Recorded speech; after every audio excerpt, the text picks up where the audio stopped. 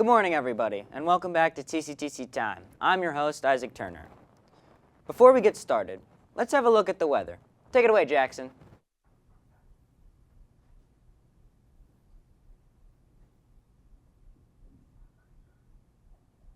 Thank you, Isaac.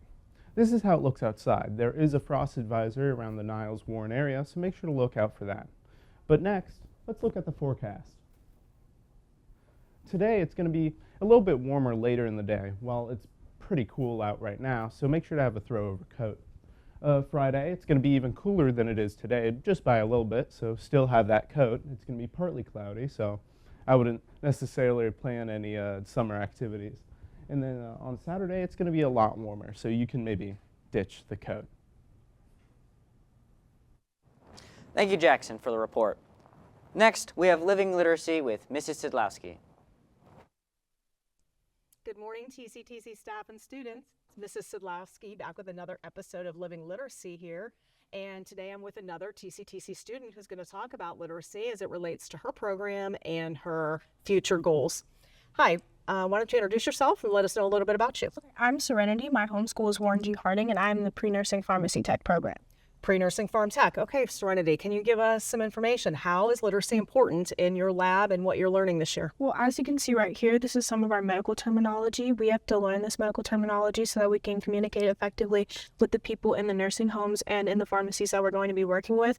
And we have to read my charts for each resident, and we have to be able to understand what they need and what they don't need, and we have to be able to determine what medical terminology means what in their charts. Absolutely. I mean, pre-nursing or nursing, any medical career doesn't happen in isolation. You have to communicate with patients. You have to communicate with other staff members, doctors, right? That's great.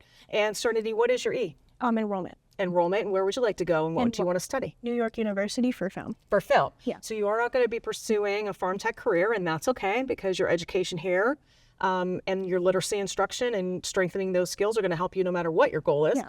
How do you see literacy playing an important role in a filmmaking career? Well, for film, you have to be able to read and write scripts, which is a very specific kind of dialogue, and you have to be able to communicate with people effectively and give direct orders and help people understand what your vision is for your film.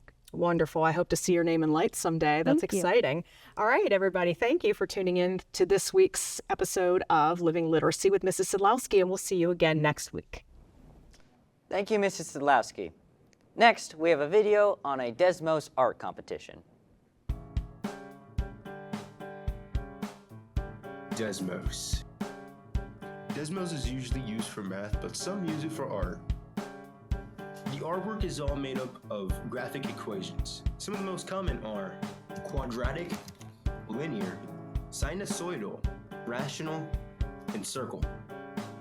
Desmos has sliders to set controlled perimeters for variables. Now let's try to make something.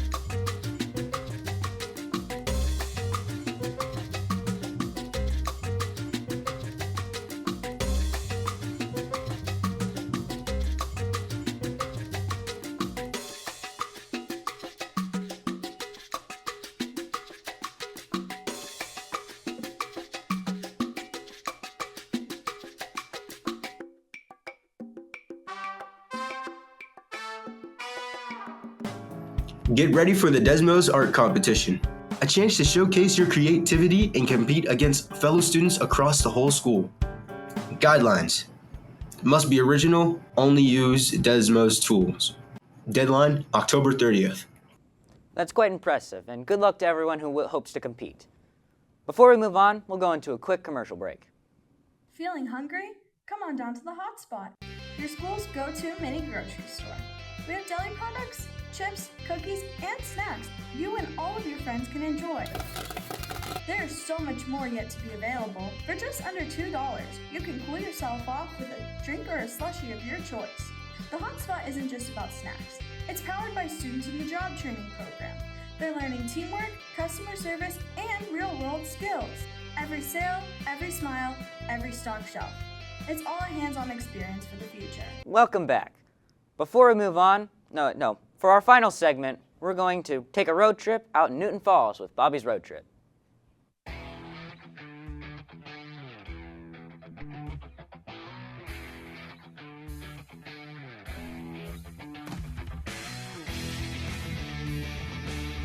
Hello, I'm Austin Merriman, and this is Bobby's Road Trip.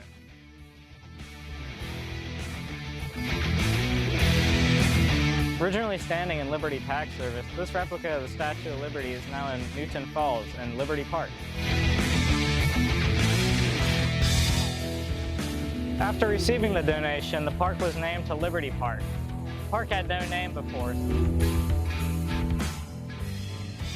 It was donated by the Liberty Tax Service in 2020.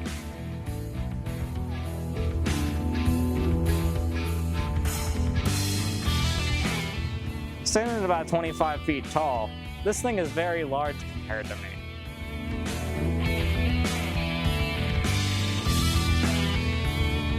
It's a pretty faithful replica, but it does have exaggerated spikes so it can stick out more.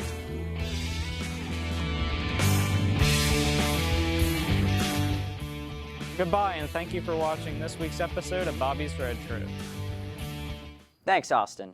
Before we go, we'd like to mention the attendance all-stars. Marina Eagle from Pre-Nursing, Reagan Samuels from Multimedia, and Jace McClafferty from Digital Marketing. And that's all for today.